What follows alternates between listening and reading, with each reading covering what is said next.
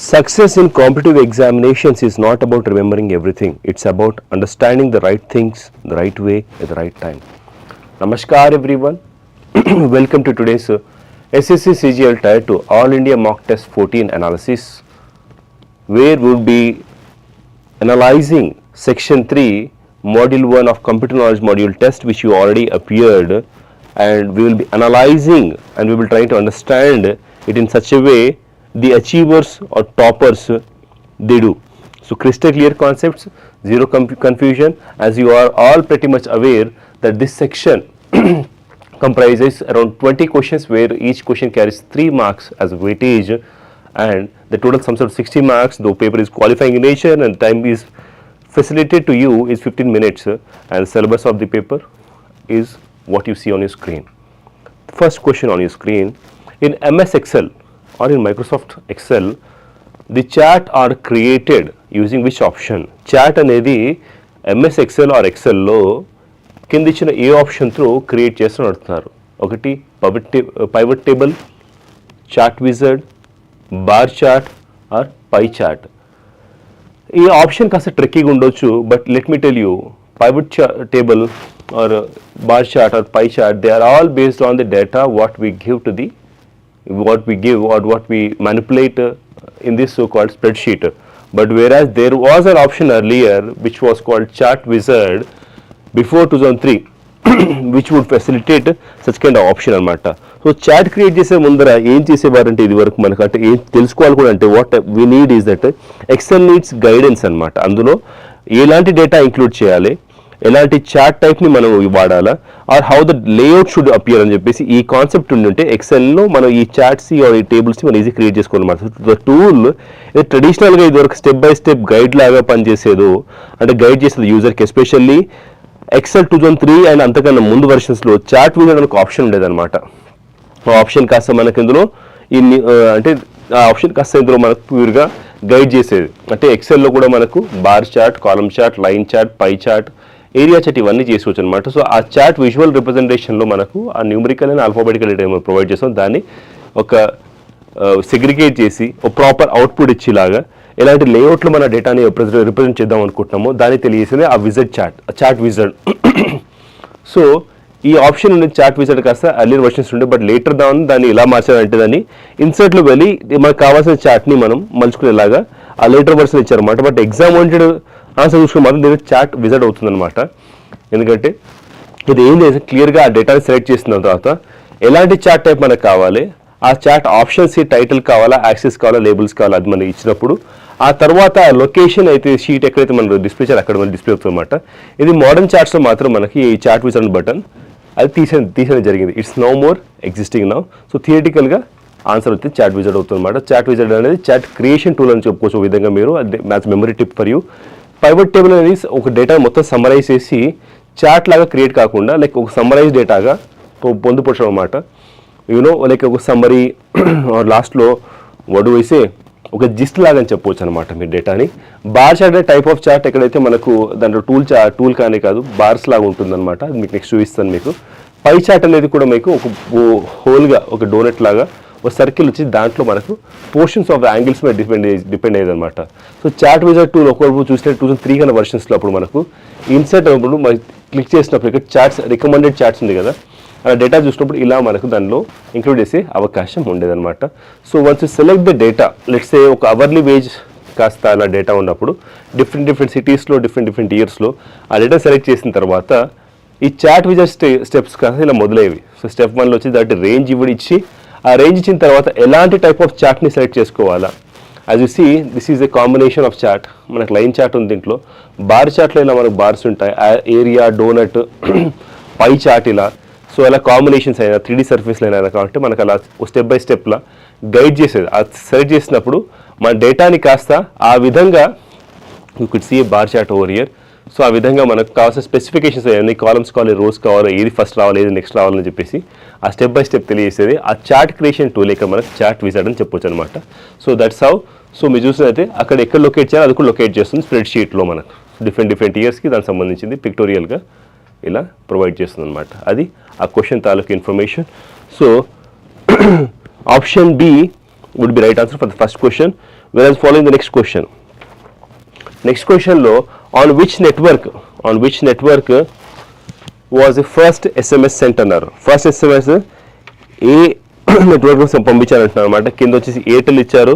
So Airtel పంపించారా, లేకపోతేనో Vodafone పంపించారా, Verizon పంపించారా, ఆ డిజిసెల్ పంపించారా అంటున్నారు.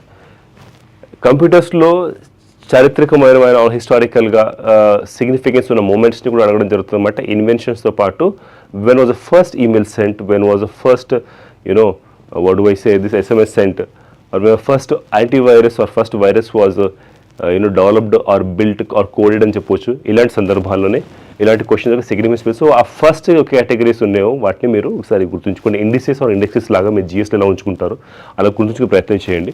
సో ద క్వశ్చన్కి second question right answer Vodafone అనమాట.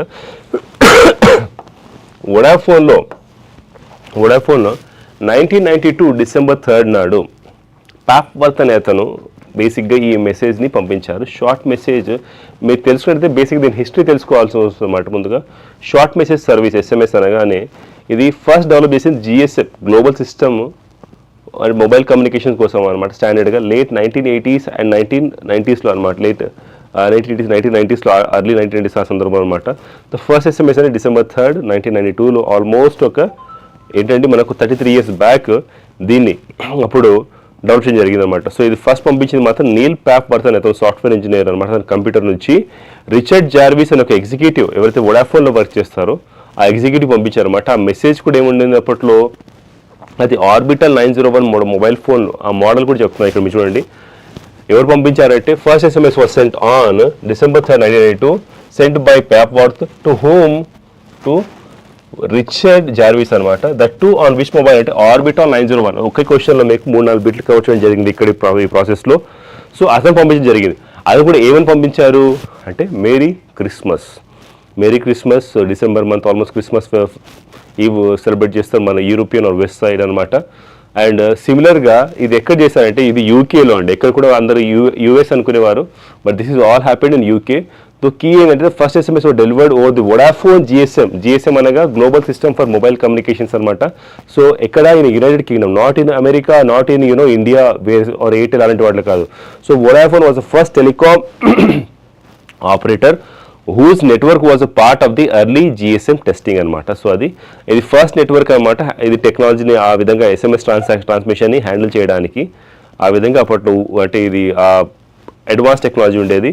సో ఆ వోడాఫోన్ నెట్వర్క్ పై ఉండేది కాబట్టి వోడాఫోన్ అనేది కరెక్ట్ ఆన్సర్ అవుతుంది క్వశ్చన్కి మనం చెప్పవచ్చు అనమాట. ఎయిర్టెల్ రాంగ్ ఆన్సర్, ఎందుకంటే 1992 లోపల ఎయిర్టెల్ ఎగ్జిస్ట్ అయ్యేది కాదు.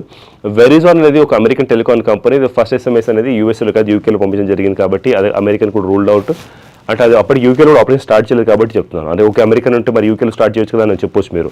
నెక్స్ట్ డిజిసెల్ అండి. డిజిసెల్ అనేది కూడా చూసినట్టు మనకి కెరిబియన్ రీజన్ ఉంటుందన్నమాట ప్రైమరీగా ఇది. సో జిఎస్ఎంలో ఎస్ఎంఎస్ టెక్నాలజీ దాంట్లో దీనికి కాంట్రిబ్యూషన్ ఇక్కడ లేదు కాబట్టి ఇది కూడా ఆప్షన్ రూల్ అవుట్ అవుతుంది అన్నమాట. సో నీల్ పాప్వర్త్ అనేది 20 years ఓల్డ్ అప్పట్లో ఆ సైంటిస్ట్ ఏం చేశారంటే అప్పుడు సెమా గ్రూప్ ఉండేది. అప్పుడు ఇప్పుడు కాస్త అది ఎయిర్ వైడ్ సొల్యూషన్స్ అనమాట. దాంట్లో ఫస్ట్ టెక్స్ట్ మెసేజ్ పంపించారు December 3rd 1992లో. అతని పర్సనల్ కంప్యూటర్ నుంచి వోడాఫోన్ నెట్వర్క్లో ఉన్నాయి రిచర్డ్ అనమాట. ఇది మేరీ క్రిస్మస్ అని చెప్పేసి అలా డిస్ప్లే అయ్యిందనమాట. Which the following is not an output device for a computer. Very basic question, చుమ్మా క్వశ్చన్ చెప్పొచ్చు దీన్ని. సో కోర్ కాన్సెప్ట్స్ ఎప్పుడైతే తెలిసి ఉండాలి, సిలబస్ నుంచి ఎక్కడి నుంచి అడిగి తెలిసి ఉండాలన్నమాట. సో దాన్ని చూసిన మాత్రం మనకు input device and output device సంబంధించి క్వశ్చన్ అనమాట మనకి ఇది. సో ఏమి ఇచ్చారు, ప్రొజెక్టర్ ఇచ్చారు, ప్రింటర్ ఇచ్చారు, మానిటర్ ఇచ్చారు, అదేవిధంగా స్కానర్ ఇవ్వడం జరిగిందనమాట. సో మనకు కనుక కోర్ కాన్సెప్ట్ చూసినప్పుడు ఏది ఇన్పుట్ డివైస్ ఏది అవుట్పుట్ డివైస్ అని తీసుకున్నట్లయితే తప్పకుండా మనకి ఈ ఆన్సర్ని ఈజీగా ఆన్సర్ చేసే వెరీ ఈజీ క్వశ్చన్స్ కంప్యూటర్స్ పేపర్లో చాలా వరకు గమనించడం జరిగింది. ఏంటంటే సెక్షన్ 1 సెక్షన్ 2 ఒక అదే టెంపోని అదే హేస్ట్ని తీసుకొచ్చి సెక్షన్ 3లో డంప్ చేయడం. Aspirants especially when you're performing very well in section 1 section 2, see to that you don't be so aggressive to score more in this part. It's qualifying paper, so try to be very precise and accurate. Let's say 10 to 14 questions or 10 questions minimum answer చేయగలిగితే paper మాత్రం ఈజీగా qualify చేయగలరు. ఇద్దరికి ఎందరో aspirants కూడా ఇలా అంటే aggressive చేసి ఈ పేపర్ని క్వాలిఫై చేసుకోకుండా అయిపోయారనమాట. సో దీంట్లో చూసినైతే మరి ఈ డివైస్ అవుట్పుట్ డివైస్ అయితే ఉంటుందో బేసికలీ ఏమైనా output device not an output device అన్నారు. The following is not an output device అన్నారు. Projector printer, monitor and scanner చూసినట్లయితే ఈ మూడు కూడా అవుట్పుట్ డివైజెస్ అవుతాయండి. అవి ఎందుకో మనం డిస్కస్ చేద్దాం. స్కానర్ అనేది కానే కాదు, వెరీ ఈజీ క్వశ్చన్తో. స్కానర్ అనేది బేసిక్గా ఇది ఇన్పుట్ ఇస్తుంది మనకి, ఇది ఇన్పుట్ డివైస్ అవుతుంది. అంచేత right answer here would be scanner అనమాట. Right answer would be scanner. So బేసిక్గా ఇది చెప్పారు కదా, ఇది వరకు అవుట్పుట్ ఇన్పుట్ డివైస్ తెలుసుకుంటే సరిపోతుంది అనమాట. సో డివైజెస్ ఏవైతే మనకు డేటాని అంటే కంప్యూటర్ ప్రాసెస్ చేయడానికి ఇస్తాయో అవి వచ్చేసి కాస్త వాటిని యూజువల్గా అంటే మనం చూసిన ప్రాసెస్ అయిన తర్వాత ప్రాసెస్డ్ ఇన్ఫర్మేషన్ కాస్త మనకు ప్రజెంట్ చేస్తాయి యూజర్కి. అవి విజువల్గా ఫామ్ అయినా, ప్రింటెడ్ ఫామ్లో అయినా, ఆడియో ఫామ్లో అయినా, డిస్ప్లే ఫామ్లో అయినా, అవే ఎల్ఈడి ప్యానల్స్ అయ్యి స్పీకర్స్, ప్రింటర్స్, మానిటర్స్ ఇలాంటి సందర్భాల్లో వాటిని అవుట్పుట్ డివైస్ చెప్పడం జరుగుతుంది. ఇన్పుట్ డివైస్ ఏంటనగా ఏ డివైస్ అయితే డేటాని క్యారీ చేస్తాయి యూజర్ నుంచి, ఏదైతే ఎన్వైరన్మెంట్ నుంచి కంప్యూటర్స్కి, వాటి కీబోర్డ్, మౌస్, స్కానర్, మైక్రోఫోన్, ఆ డిఫరెంట్ సెన్సార్స్ కూడా ఈ కేటగిరీలో వస్తాయన్నమాట. సో స్కానర్ చూస్తే మాత్రం మనకు ఇది ఆపోజిట్ ఫంక్షన్ ప్రొవైడ్ చేస్తుంది అవుట్పుట్ వాటితో పోల్చుకుంటే అనమాట. ఫిజికల్ డాక్యుమెంట్స్ని ఇమేజెస్ లాగా కన్వర్ట్ చేసి, ఆ కన్వర్ట్ చేసిన వాటి డిజిటల్ డేటాగా మలిచి నెక్స్ట్ ఆ డేటా కంప్యూటర్స్ పంపిస్తాం to further processing of the information అనమాట. సో క్లియర్గా చెప్పినట్టు ఇది ఇన్పుట్ డివైస్ అవుతుంది. ప్రొజెక్టర్ వచ్చేసి మన విజువల్గా స్క్రీన్ అనేది ఒక వాల్ పైన ఐపీఎల్ మ్యాచ్ చూసిన వారికి అందరూ తెలిసి ఉంటుంది, లేకపోతే సినిమా థియేటర్స్ రెగ్యులర్ చూసి ప్రొజెక్షన్ కాబట్టి మనకు అలా. సో అవన్నీ కూడా ప్రొజెక్షన్ బేస్ మీద ఉంటాయి కాబట్టి ఇవన్నీ కూడా ప్రొజెక్టర్ అనేది అవుట్పుట్ డివైస్ కోకి చెందింది. ప్రింటర్ అనేది చూసిన మనకి ఇది డిజిటల్ డాక్యుమెంట్ని ఫిజికల్గా మన పేపర్ అవుట్పుట్ ఇస్తుంది కాబట్టి ఇది కూడా మనకు ప్రింటర్ అనేది కూడా అవుట్పుట్ డివైస్. మానిటర్ కూడా మనకు కామన్గా అవుట్పుట్ డివైస్కి చెప్పడం జరుగుతుంది అనమాట. సో ఫైనల్గా మీకు మెమరీ టిప్ నేను ఏం చెప్పదలుచుకున్నా అంటే, ఏ డివైస్ అయినా it prints or shows or projects అలాంటి సందర్భాలు దాన్ని మీరు అవుట్పుట్ డివైస్గా మీరు దాన్ని పరిగణించవచ్చు. అదేవిధంగా ఏ డివైస్ అయినా రీడ్ చేస్తుంది, లేకపోతే స్కాన్ చేస్తుంది ఆర్ రికార్డ్ చేస్తుంది, దాన్ని మీరు ఇన్పుట్ డివైస్గా పరిగణించవచ్చు అనమాట. సో సింపుల్ ఎఫెక్ట్ చెప్పాలంటే ఆల్వేస్ గుర్తుంచుకోండి, స్కానర్ అనేది డేటాని కంప్యూటర్ తీసుకొస్తుంది అనమాట. మీరు ఎప్పుడైతే డీమార్ట్కి వెళ్తే, ఇది ప్రొజెక్టర్ ఎగ్జాంపుల్ ఇచ్చాను మీకు, థియేటర్గా ఒక మూవీ లాగా పెట్టడానికి, అండ్ ప్రింటర్ కోసం అండ్ మానిటర్ కోసం అనమాట. ఎగ్జాంపుల్ ఇది మనకు అవుట్పుట్ డివైజెస్. టైప్స్ ఆఫ్ స్కానర్స్లో చూసినప్పుడు మనకు ఫ్లాట్ బెడ్ స్కానర్స్ ఉన్నాయి, షీట్ ఫెడ్ స్కానర్స్ ఉన్నాయి, డ్రమ్ స్కానర్స్ ఉన్నాయి, ఓవర్ ద కౌంటర్ స్కానర్స్ కూడా, కౌంటర్ స్కానర్స్ కూడా అనమాట. ఈ కౌంటర్ స్కానర్స్ ఇక్కడ మీకు కనబడతాయి సార్ అంటే, యూజువల్గా సూపర్ మార్కెట్స్ మీరు వెళ్ళినప్పుడు, like let's name any large base super markets, counter మీద ఉంటుంది, మీరు అక్కడ బార్కోడ్ బేస్ మీద ఒక ప్రోడక్ట్ పెడతారు, ఆ తర్వాత అది ఏం చేస్తుందండి, అది ఫర్దర్గా స్కాన్ చేస్తుంది అనమాట. సో ఐరిస్ స్కానర్ ఉంటుంది, ఆధార్కి వెళ్ళినప్పుడు హ్యాండిల్ పోర్టబుల్ స్కానర్స్ ఉన్నాయి, బార్కోడ్ స్కానర్స్ ఉన్నాయి, finger print scanners, book scanners, negative scanners, ఇవన్నీ కూడా డిఫరెంట్ స్కానర్స్ ఉన్నాయి అనమాట. సో ఇది ఆ క్వశ్చన్ తాలూకు information. Next 134, a byte is a collection of 8 bits, 6 bits, 4 bits or 12 bits. So ఒక బైట్ అనేది కలెక్షన్ ఆఫ్ ఎన్ని బిట్స్ అని అడుగుతున్నారు. మెమరీ హైరార్కీలో మనకు కొద్దిగా మెమరీ స్టోరేజ్ పరంగా తెలిసినట్టయితే ఆ బిట్ ఈజీ బిట్ అనమాట. 6 బిట్స్, 4 బిట్స్, 12 బిట్స్ అనేవి ఎక్కడ కూడా they are not legitimate answers, they all together are incorrect answers. 8 bits would be right answer అనమాట. ముందుగా బైట్ అంటే ఏంటిది, బిట్స్ అంటే ఏంటిది అని తెలుసుంటే, బేసిక్గా వాటిని ఎలాంటి సందర్భాలు ఎలా వాడుతుందో తెలుసుంటే, కోర్ కాన్సెప్ట్స్ పరంగా మనకు చాలా ఈజీగా ఇలాంటి క్వశ్చన్స్, వీటికి సంబంధించిన క్వశ్చన్స్ని ఆన్సర్ చేసి స్కోప్ ఉంటుందన్నమాట. ఓ బిట్ అనేది ముందుగా తెలిసినట్టయితే ఏంటంటే, మన కంప్యూటర్స్ అనేది మనకు తెలిసిందే జీరోస్ అండ్ వన్స్లో బైనరీ ఫామ్స్లో ఇన్ఫర్మేషన్ని స్టోర్ చేసుకుంటుంది. ఆ దిశగా చూసినప్పుడు on or off, true or false, లేకపోతే లో ఆర్ హై అన్నట్టు వాల్యూస్ పరంగా రిప్రజెంట్ చేసుకుందన్నమాట. ఆ బిట్ అనేది ఒక షార్ట్ ఫామ్ ఆఫ్ మనకు బైన్ డిజిట్స్ చెప్పొచ్చు అనమాట, smallest unit of data in computer systems చెప్పొచ్చు. సో బిట్స్ అనేవి ఫౌండేషన్ చెప్పొచ్చు మన డిజిటల్ డేటా కోసం. ఆ తర్వాత దిశగా మనం ముందు చూసినట్లయితే నెక్స్ట్ సబ్సిక్వెంట్గా what we can say is that a byte is a collection of 8 bits అని చెప్పొచ్చు అనమాట. ఎందుకంటే ఇవన్నీ గ్రూప్గా చేసినప్పుడు ఒక్కొక్క క్యారెక్టర్ని అంటే ఏవైతే ఉంటుందో మనకు $9 ABC వాట్ ఎవర్ ఒక క్యారెక్టర్ని as per American standard code for information interchange అనగా యాస్కీ పరంగా కోడింగ్ చూస్తున్నాం. మనకు ఒక 1 బైట్ని ఎలా రిప్రజెంట్ చేస్తాం కీబోర్డ్లో ఇంటర్నల్గా అనేది దాని పైగా ఈ పారామీటర్స్ మీద డిపెండ్ అయి ఉంటుంది. Not to make it very complex, let me tell you very exactly. 8 bits అనేవి 1 బైట్కి ఎందుకు అవుతాయంటే, 8 బిట్స్ వల్ల మనం we can create 2 to the power of 8 which is equal to 256 unique code combinations అనమాట.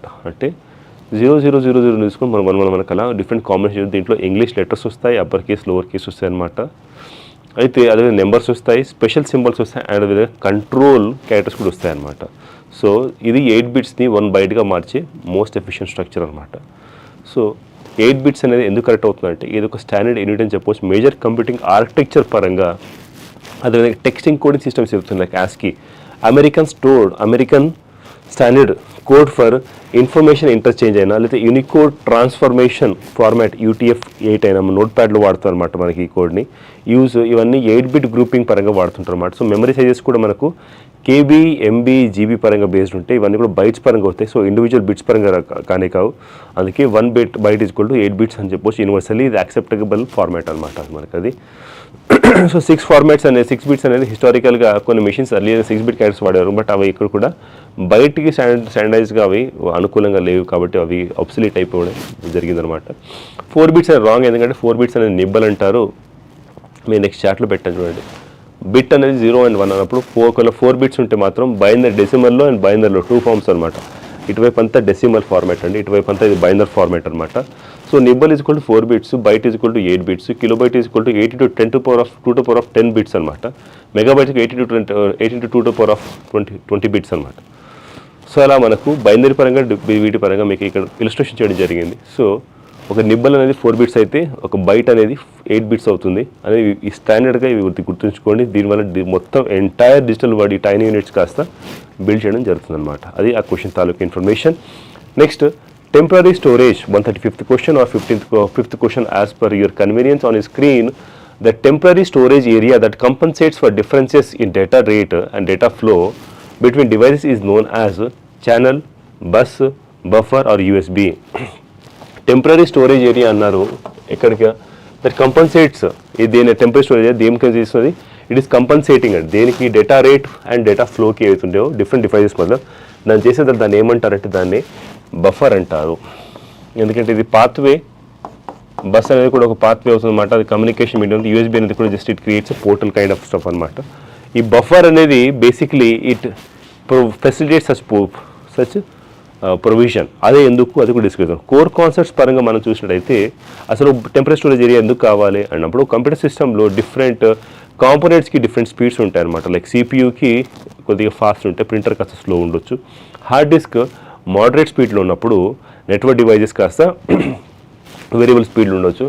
సో ఈ slow devices, fast devices రెండు కలిసి వాటి అంటే చేసేటప్పుడు వర్క్ చేసేటప్పుడు ఒక సింక్రొనైజ్డ్ ఫార్మాట్లో ఉండాలి. కాబట్టి ఏం చేసే డేటాని కాస్త తీసేసుకొని నెక్స్ట్ డేటా పంపించేవారు, డేటా లాస్ జరగకుండా ఆ మెకానిజంలో ఆ టెంపరీగా డేటాని హోల్డ్ చేసేది ఈ బఫర్ అనమాట. సో బఫర్ అనేది ఏ మెమరీ ఏరియా ఎక్కడైతే టెంపరీగా డేటా స్టోర్ అవుతుంది అనమాట before being transferred from 2 devices అనమాట. సో అప్పుడు ఆ డిఫరెంట్ స్పీడ్స్ని డేటా హ్యాండ్లింగ్ కెపాసిటీ చేస్తుంది అనమాట. బఫర్ ముఖ్యంగా కీలక పాత్ర పూజ స్పీడ్ మ్యాచింగ్ కోసం అనమాట. ఒకసారి అతివృష్టి అనావృష్టి లాగా వర్షాలు ఎప్పుడు వస్తాయో మనం వాటిని వాటర్ హార్వెస్టింగ్ ఎలా చేస్తామో అదేవిధంగా ఎక్కువ స్పీడ్ డేటా వచ్చినా లో స్పీడ్ డేటా వచ్చినా దాన్ని తీసుకొచ్చి దాన్ని ఒక రెగ్యులేట్ చేసి ఒక సింక్రనైజ్డ్గా స్పీడ్ మ్యాచింగ్ చేయడం, స్మూత్ డేటా ఫ్లో అవ్వడం, ప్రివెంటివ్ డేటా లాస్ లేకుండా ఉండడం అనమాట. డేటా లాస్ ప్రివెంట్ చేయడము, అదేవిధంగా బర్స్టీ డేటాని డీల్ చేయడం, synchronising input and output operation చేసేటప్పుడు మనకి ఈ యొక్క బఫర్ అనేది చాలా కీలకమైన పాత్ర పోతుంటుంది.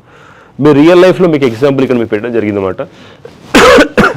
రియల్ లైఫ్ ఎనాలిసిస్ చూసిన మాత్రం imagine you're pouring water from a big container into bottle అనమాట. ఒక పెద్ద పాత్ర నుంచి మీరు ఒక బాటిల్లో నీళ్ళు పోస్తున్నారు.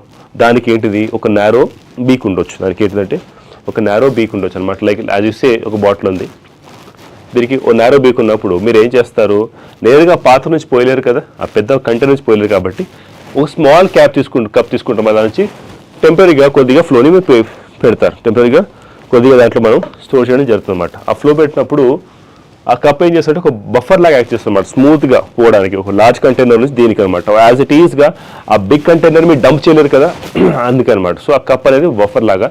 సో ఆ బఫర్ అనేది మెమరీ అలా ఉపయోగం. సో ది బఫర్స్ కూడా కొన్ని ఎగ్జాంపుల్ చూసినట్లయితే ప్రింట్ బఫర్ ఉందన్నమాట. ఇది ఏం చేస్తే CPU డేటా ఎక్కువ ఫాస్ట్గా వచ్చినప్పుడు దాన్ని ప్రింటర్కి కొద్దిగా నెమ్మదిగా ఇస్తుంది అనమాట, స్లోగా ఇస్తుంది. సో ప్రింట్ బఫర్స్ వచ్చేసి టెంపరీగా వాటి ప్రింట్ అయితే వరకు నడిపిస్తుంది అనమాట. వీడియో స్ట్రీమింగ్ బఫర్ కూడా చూసినప్పుడు మీరు యూట్యూబ్లో కూడా కొన్ని సందర్భాలు డేటా ఎక్కువ ఫాస్ట్ ఉండదు, సర్వర్ నుంచి రావచ్చు, కానీ ఆ స్టోర్ చేసుకొని కింద ఒక లైన్ వస్తుంది కదా, అది కొద్ది ముందుకు వెళ్ళిపోతుంది. But actual me play line మాత్రం రెడ్ మాత్రం కొద్ది ముందే ఉంటుందన్నమాట. సో అక్కడ కూడా మనకి ప్లేస్ అనమాట.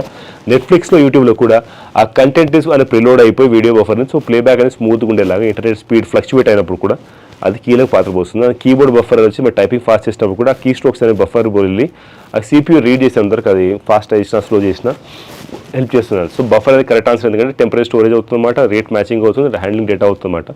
ఛానల్ అనేది బస్ అనేవి USB అనేవి ఇన్కరెక్ట్ ఆప్షన్స్ ఎందుకు అవుతాయంటే ఛానల్ అనేది ఒక కమ్యూనికేషన్ పాత్వే, ఇక్కడ స్టోరేజ్ ఏరియా కానీ కాదు, అంచేత అది అవుతుంది, అది ఇన్కరెక్ట్ ఆన్సర్ అవుతుంది. సో ఇది డేటాని ట్రాన్స్ఫర్ చేస్తుంది అనమాట, బట్ టెంపరీగా హోల్డ్ చేయదు. ఇది ఛానల్ అనేది. బస్ అనేది చూసినా మీరు, ఒక బస్ అనేది ఒక హార్డ్వేర్ పాత్వే, ఒక రూట్ మ్యాప్ అనమాట రోడ్ అనేది. సో ఎక్కడైతే దాని data address and control signals ఉంటాయి, మరి ఎక్కడ కూడా డేటాని ఎక్కడ కూడా స్టోర్ చేయదు, కేవలం ట్రాన్స్పోర్టేషన్ మాత్రమే ఉంటుంది ఛానల్లో, బస్సులో అనమాట. USB చూసినట్లయితే మనకి ఇది యూనివర్సల్ సీరియల్ బస్ అంటారు దీన్ని. ఇది కూడా కమ్యూనికేషన్ పోర్ట్ ఇంటర్ఫేస్, కానీ ఇక్కడ టెంపరీగా దీన్ని డేటా స్టోర్ చేసే అవకాశం ఉండదు.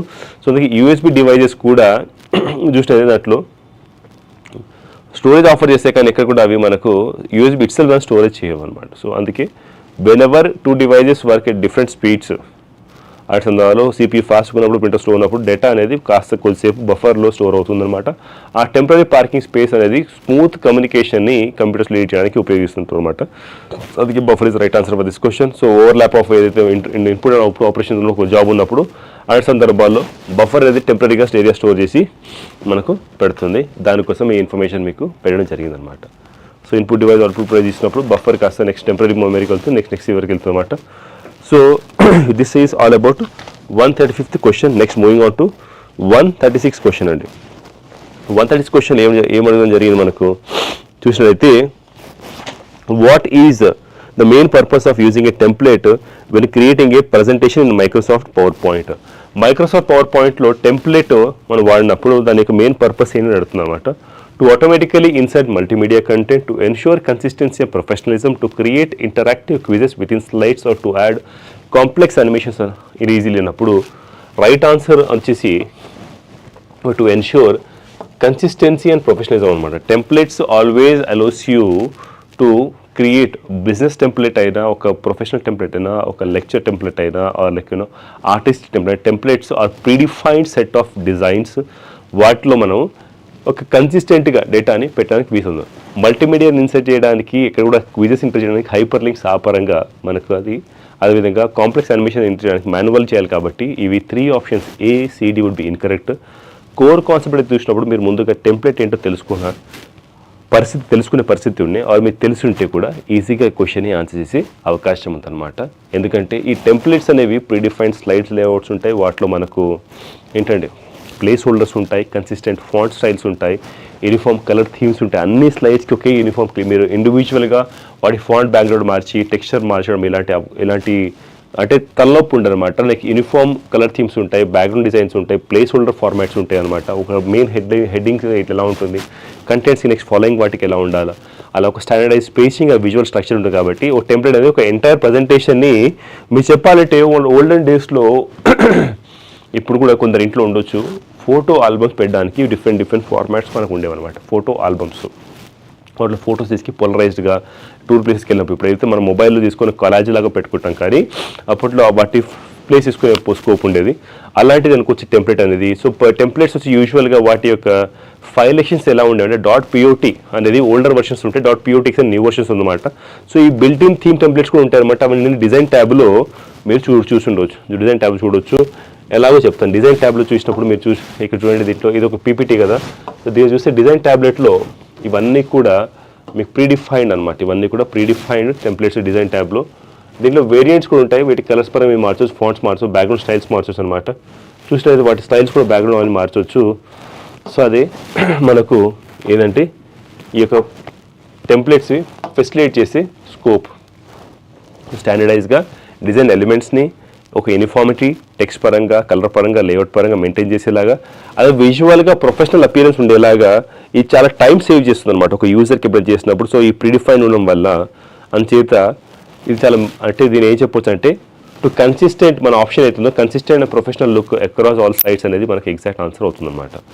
వేరే ఆప్షన్స్ ఎందుకు ఇన్కరెక్ట్ అవుతాయి సార్ అన్నప్పుడు, ఆటోమేటికల్లీ మీడియాని ఇన్సర్ట్ చేయడం అనేది అలా ఎక్కడ ఉండదన్నమాట. టెంప్లెట్స్ ఎక్కడ కూడా ఆటోమేటిక్గా మీడియాని ఇన్సర్ట్ చేసే స్కోప్ ఇవ్వు. అంటే మీడియా అన్నప్పుడు ఇక్కడ ఏంటి, మల్టీమీడియా అన్నప్పుడు వీడియోస్ అయి ఉండండి, ఆడియోస్ అయి ఉండండి, ఇమేజెస్ ఉండి ఆటోమేటిక్గా చేసి ఉండండి. అవన్నీ కూడా ఒక స్ట్రక్చర్ ప్రొవైడ్ చేస్తుంది, కానీ అక్కడ మనకి యూజర్ మాత్రమే అందులో కంటెంట్ పెట్టాల్సి ఉంటుంది. కాబట్టి ఆప్షన్ అది ఇన్కరెక్ట్ ఆప్షన్ అనమాట. టు క్రియేట్ క్విజెస్ అనేది కూడా మనకి ఇన్కరెక్ట్ ఆప్షన్ అవుతుంది, ఎందుకంటే అందులో హైపర్ లింక్స్ అయినా, యాడిన్స్ అయినా, ట్రిగర్స్ అయినా ఇవన్నీ కూడా మనకు క్రియేట్ చేసే స్కోపు మనకు దీంట్లో టెంప్లెట్ ఇవ్వదు. మోర్ ఓవర్ ఈ టెంప్లెట్స్లో మనకు బేసిక్లీ ఇంటరాక్టివ్ క్విజెస్ అంటే బై దెమ్సెల్స్ యూజర్స్ దాంట్లో చేయాల్సి వస్తుంది అనమాట. వాటిని అవే చేయవు, చేసి ఉండవు. అంటే టెంప్లెట్స్ ఆటోమేటిక్ క్విజెస్ ఫార్మాట్ లేవు, అది కస్టమైజ్గా ఒక యూజర్ క్రియేట్ చేయాల్సిందే.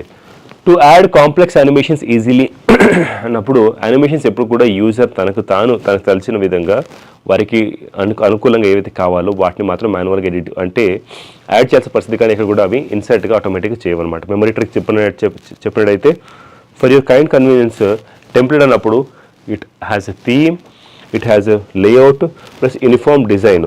సో టెంప్లెట్ ఇవ్వనప్పుడు అవుతుంది. సో ఎప్పుడైనా వెనెవర్ మీరు ఎప్పుడైనా ఈ వింటే ఏది professional looking or consistent layout ఉందంటే టెంప్లెట్స్ మనం చూస్ చేసుకోండి అనమాట. సో టెంప్లెట్ అనేది ఒక డిజైన్ బ్యాక్ బోన్ చెప్పొచ్చు పవర్ పాయింట్కి. ఇది వీడియోస్ని, యానిమేషన్స్, క్విజెస్ని వీటన్నిటి కూడా యాడ్ చేసే స్కోప్ లేనప్పటికీ ప్రజెంటేషన్లో చాలా పాలిష్డ్గా ప్రొఫెషనల్ లుక్ ఇచ్చేలాగా చేస్తుందన్నమాట. సో అందుకే ఆప్షన్ బి. అండ్ డిజైన్లో మీరు చూసినప్పుడు కూడా మీరు ఇలా కొత్తగా వేరే ఉంటాయన్నమాట. సో ఆ విధంగా మీరు సెలెక్ట్ చేసుకోవచ్చు. ఇది టెంప్లెట్స్ ఒక మెయిన్ డిజైన్స్. నెక్స్ట్ క్వశ్చన్ 137 అండి. Intel 8085 microprocessor, Intel 8085 microprocessor అనేది ఏ జనరేషన్ సంబంధించి అడుగుతామన్నమాట. ఫస్ట్ జనరేషనా, సెకండ్ జనరేషనా, థర్డ్ జనరేషనా or none of the అబోనా.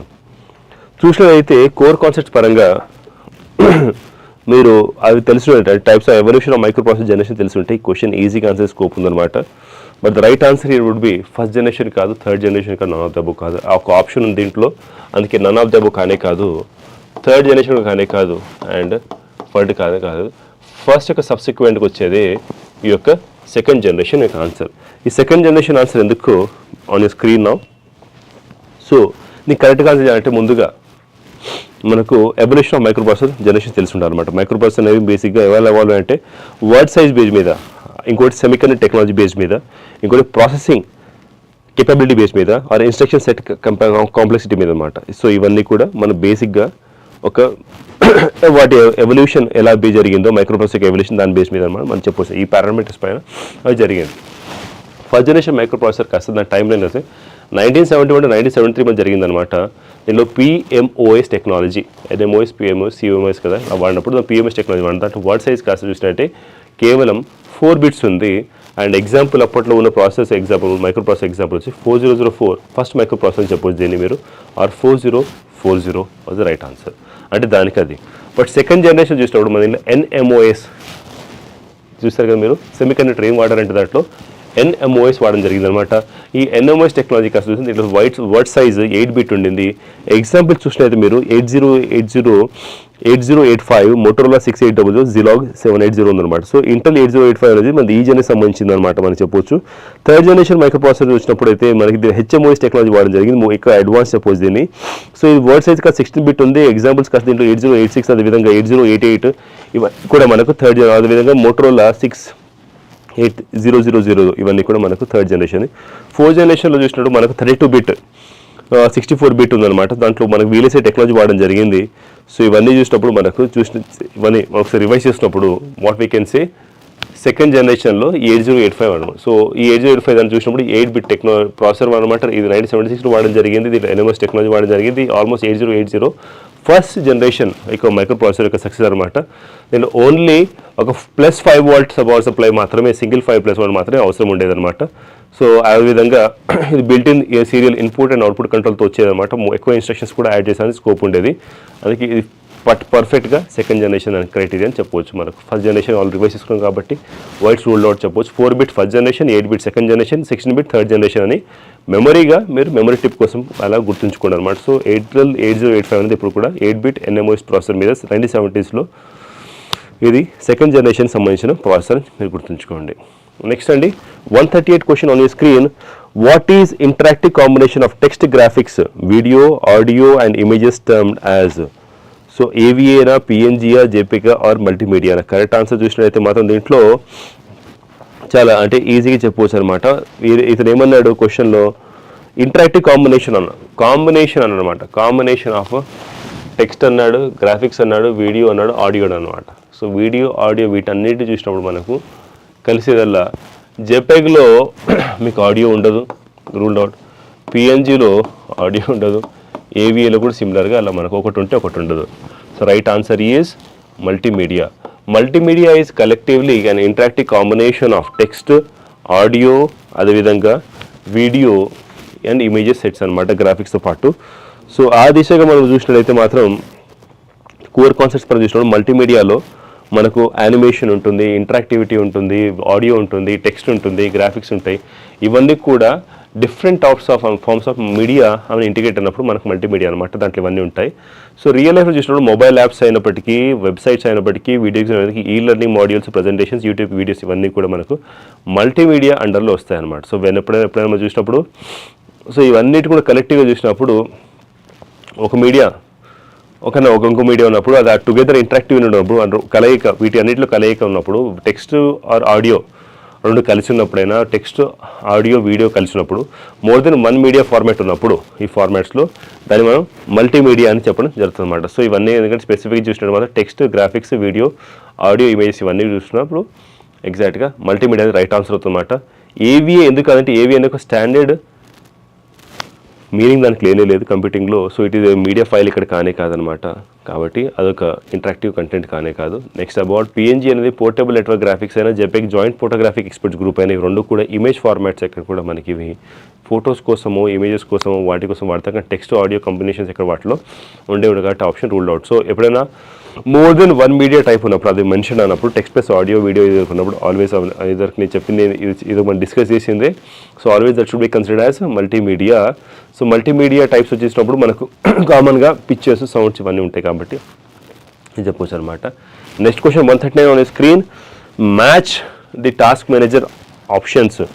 Alt control plus delete మీరు ప్రెస్ చేసినప్పుడు ఎప్పుడైనా విండోస్ ఆపరేటింగ్ సిస్టమ్స్లో ఈ టాస్క్ మేనేజర్ యూజువల్గా ఇట్ అపియర్స్ అనమాట. సో టాస్క్ మేనేజర్ ట్యాబ్స్లో మన కాలం ఏలో ఏవుతుంటాయో వాటి ఫంక్షనాలిటీస్ కాలం బీలో ఏముంటాయో వాటికి మ్యాచ్ చేయమన్నమాట. So processes, performance, app history, అదేవిధంగా స్టార్ట్అప్ అంటూ మనకు 4 కాలమ్స్, 4 యొక్క టాస్క్ మేనేజర్ అంటే ట్యాబ్స్ ఇవ్వడం జరిగింది. వాటి యొక్క ఫంక్షనాలిటీస్ మనకు రైట్ సైడ్లో కాలం బీలో ఇవ్వడం జరిగింది. సో ఇది కూడా మనం చూసినట్టయితే ఎస్పెషల్లీ ఏంటండి, Alt plus control plus delete అనే మీ ఆప్షన్ మీరు ప్రెస్ ఓపెన్ చేసినప్పుడు ఈ టాస్క్ మేనేజర్ ఆప్షన్ ఓపెన్, దాంట్లో చాలా డిఫరెంట్ ఫంక్షనాలిటీస్, డిఫరెంట్ ట్యాబ్స్ ఉంటాయన్నమాట. ఆ దిశగా చూసినప్పుడు ఈ యొక్క ట్యాబ్స్ ఇచ్చి వాటి ఫంక్షన్ చేసినప్పుడు ప్రాసెస్ అనేది ఎప్పుడు కూడా ఏవైతే యాక్టివ్ అప్లికేషన్స్ ఉంటాయో, బ్యాక్గ్రౌండ్ అప్లికేషన్స్ వాటి తెలియజేసి అనమాట. ఇది మీ ముందు ఉన్న స్లైడ్. సో ఇలా మీరు ఎప్పుడైనా ఆల్ట్ కంట్రోల్ చేసిన ప్రాసెస్ అనేది ఎప్పుడైనా యాక్టివ్ ఉన్న అప్లికేషన్స్ని, బ్యాక్గ్రౌండ్ని, వాటిని మనకు ప్రాసెస్ డిస్ప్లే చేస్తుంది ఈ యొక్క ఆప్షన్ సెలెక్ట్ చేసినప్పుడు.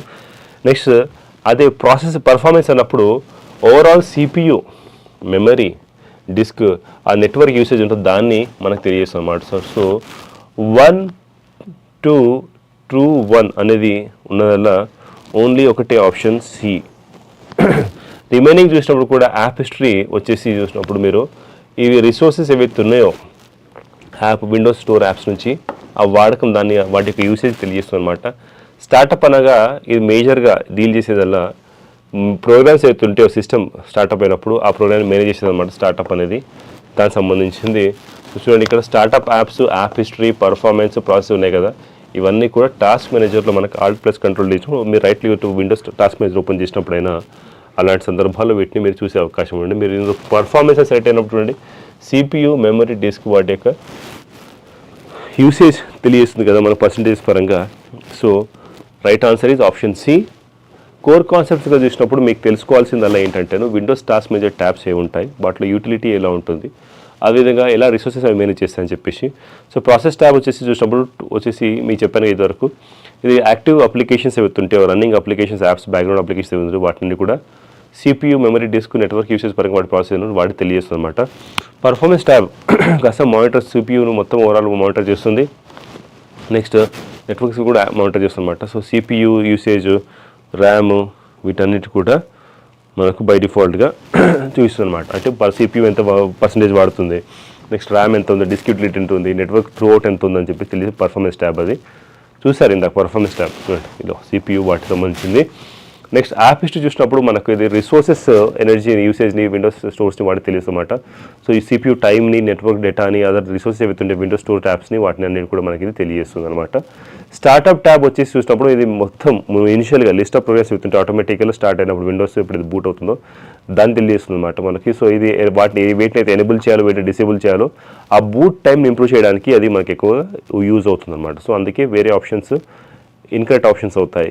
ఎలా అన్నప్పుడు incorrect mapping of process and performance జరిగింది ఒక దాంట్లో ఆప్షన్ ఏలో, ఆప్షన్ బిలో స్టార్ట్అప్ యొక్క ఇన్కరెక్ట్ మ్యాపింగ్ జరిగింది అండ్ ఆప్షన్ డీలో కంప్లీట్గా రాంగ్ అసైన్మెంట్ ఉందన్నమాట అది మనకు. సో అందుకని మెమరీ పరంగా మీకు చెప్పదలుచుకుంటే మాత్రం నేను స్టూడెంట్స్ పరంగా మీకు ఇవ్వాల్సి వస్తే మాత్రం I can say only one thing, process అనేది యాక్టివ్ యాప్స్ కోసం, పర్ఫార్మ్ అనేసి ఓవరాల్ సిస్టమ్ హెల్త్ కోసం, అదేవిధంగా యాప్ హిస్టరీ చూస్తే మాత్రం విండోస్ యొక్క స్టోర్ అంటే యాప్స్ స్టోరేజ్ తెలియడం కోసం, స్టార్ట్అప్ అనగానే ప్రోగ్రామ్స్ ఏవైతే విండోస్ స్టార్ట్ అయినప్పుడు దాన్ని తెలియజేసుకోవచ్చు. So process, task, performance, system statistics చెప్పడానికి, యాప్ హిస్టరీ, యాప్ యూసేజ్ చెప్పడానికి, స్టార్ట్అప్ అనేది బూట్ చేయడానికి అనమాట, బూట్ ప్రోగ్రామ్స్ చేయడానికి, ఫాస్ట్గా చేయడానికి. నెక్స్ట్ అండి, which of the following is not a valid way to save a save a workbook in Microsoft Excel. Microsoft ఎక్సెల్లో చేయడానికి ఒక విధంగా షార్ట్ కట్టే సంబంధించిన క్వశ్చన్ బట్ కొద్దిగా ట్రిక్కీగా అడగడం జరిగింది. షార్ట్ కట్ నేరుగా ఇవ్వలేదు బట్ ట్రిక్కీగా అడగడం జరిగింది.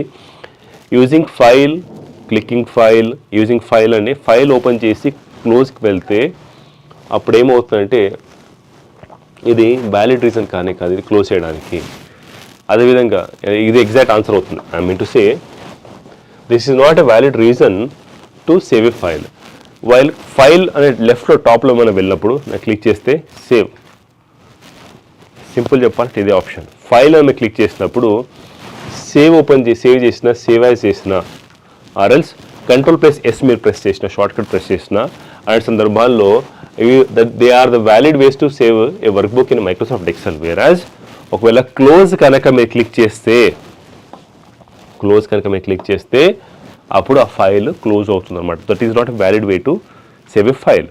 సో కోర్ కాన్సెప్ట్స్ పరంగా చూసినప్పుడు మనకు ఫైల్ని ఎలా సేవ్ చేయాలని దీని యొక్క మెయిన్ ఉద్దేశం. క్వశ్చన్ ఎందుకు అడిగారు, why this question is asked అన్నప్పుడు అది మీరు రేపటి నాడు ఒక గవర్నమెంట్ ఏజెన్సీస్లో ఆర్గనైజేషన్స్ వర్క్ చేస్తున్నప్పుడు if you are not aware of this kind of Microsoft or office application tools లేనప్పుడు, వీటి యొక్క ప్రోగ్రామ్ అప్లికేషన్ టూల్ సాఫ్ట్వేర్ మీరు అవేర్నెస్ లేనప్పుడు చాలా చిందరవందర అవుతుంది అనమాట. So to analyse to bring an efficiency ముందుగా టెస్ట్ చేసేది ఈ యొక్క ఎగ్జామ్ పర్పస్ అనమాట. సో అందుకే తెలుసుకోవాల్సిన మీకు మెయిన్ అవసరం ఉంది. సో ఒక ఎలా సేవ్ చేస్తాం మన వర్క్స్ని ఏదైనా పనిని ఏదైనా ఎక్సెల్ అన్నప్పుడు వర్క్ బుక్ సేవ్ చేసినప్పుడు ఫైల్ సేవ్ ఆప్షన్ అయినా సేవ్ యాజ్ ఆప్షన్ అయినా Ctrl+S చేసినప్పుడు మనం చేయవచ్చు అనమాట.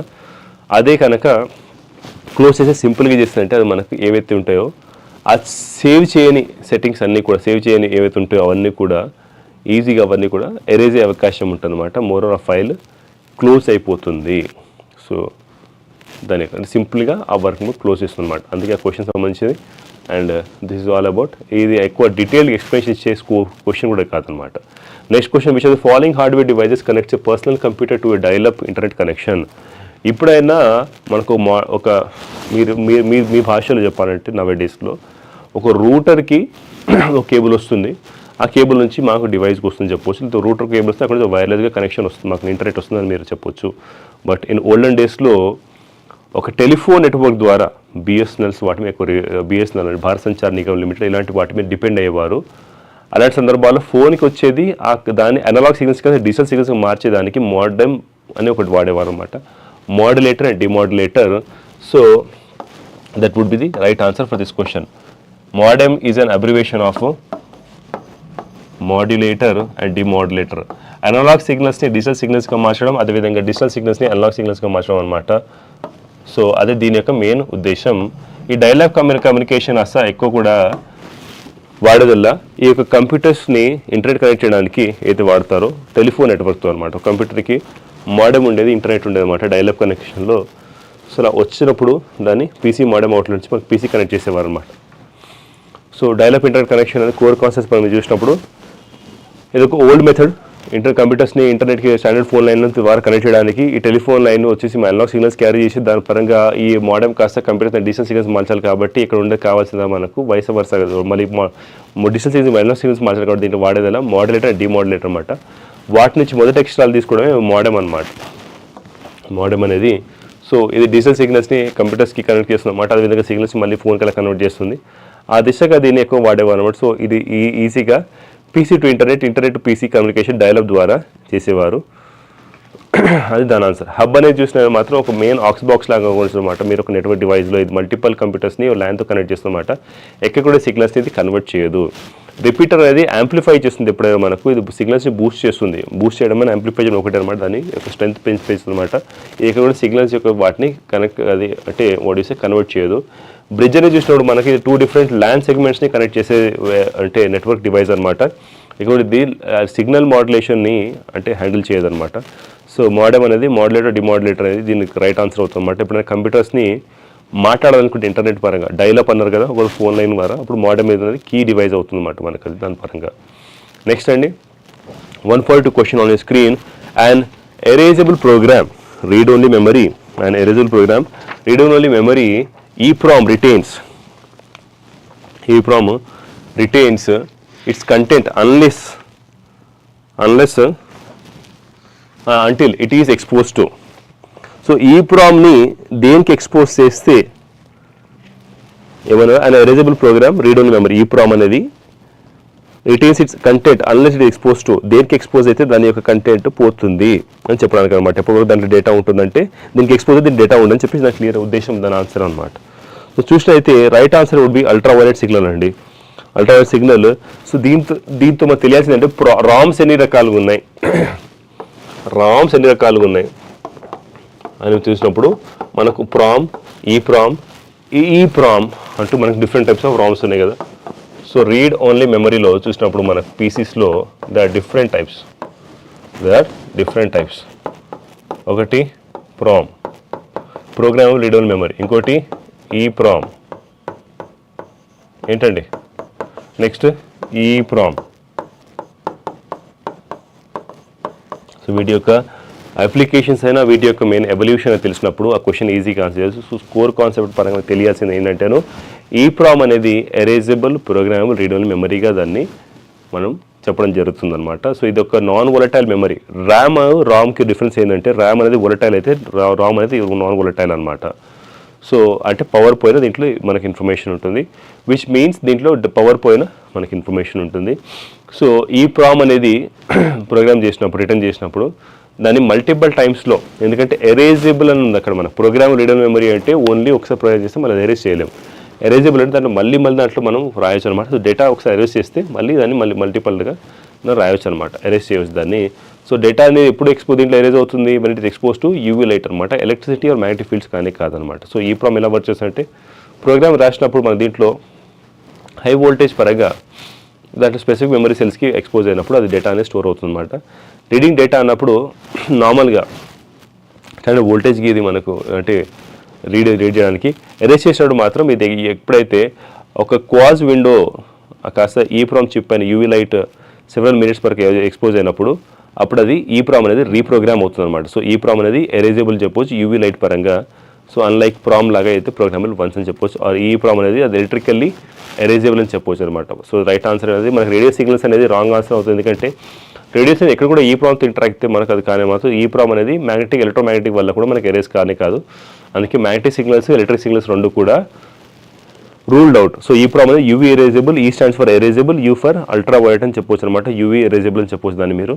So EEPROM keeps it data safe. ఈ క్వశ్చన్ వచ్చేసి మనకు EEPROM యొక్క డేటా గురించి తెలియజేస్తుంది. నెక్స్ట్ క్వశ్చన్ వెరీ చుమ్మా కోసం బేసిక్ క్వశ్చన్స్ అడుగుతున్నారు. So which of the following statements are not correct about alignment of the text in paragraphs in Microsoft Word 2007.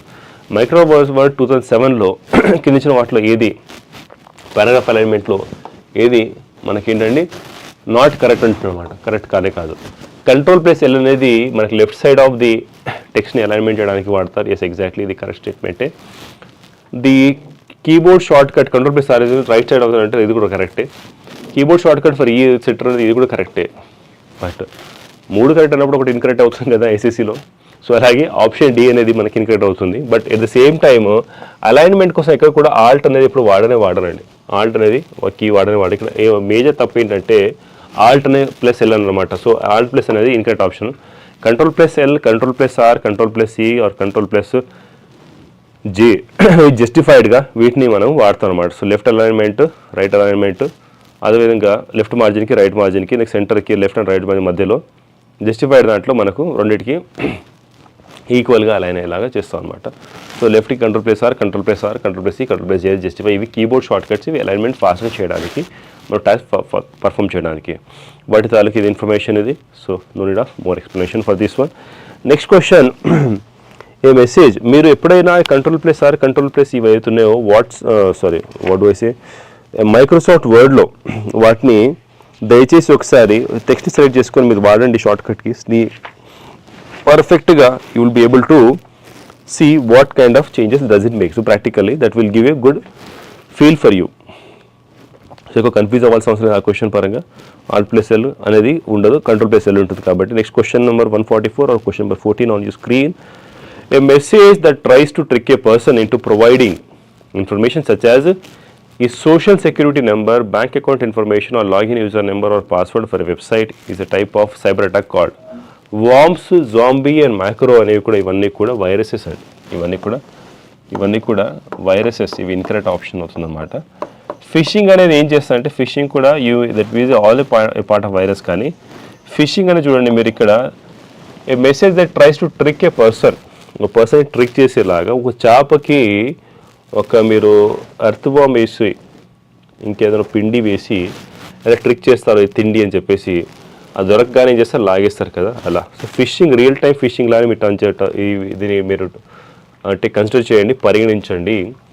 ఎక్కడైతే ఒక యూజర్కి ఇది ఒక లెజిటిమేట్ వెబ్సైట్, లెజిటిమేట్ ఇన్ఫర్మేషన్ అని తెలియదు, ఒక మెసేజ్ లాగా ఒక ఈమెయిల్ వస్తుంది మీ ఈమెయిల్ అడ్రస్కి, you have cleared for SSC CGL Tier-I and now you are have to fill this form to further appear for the SSC CGL Tier-II ఒక message mail వస్తే మీరు దాంట్లో ssc.gov.in అని ఉండి ముందు https అని ఉండదు, http అని ఉంటుంది అనమాట.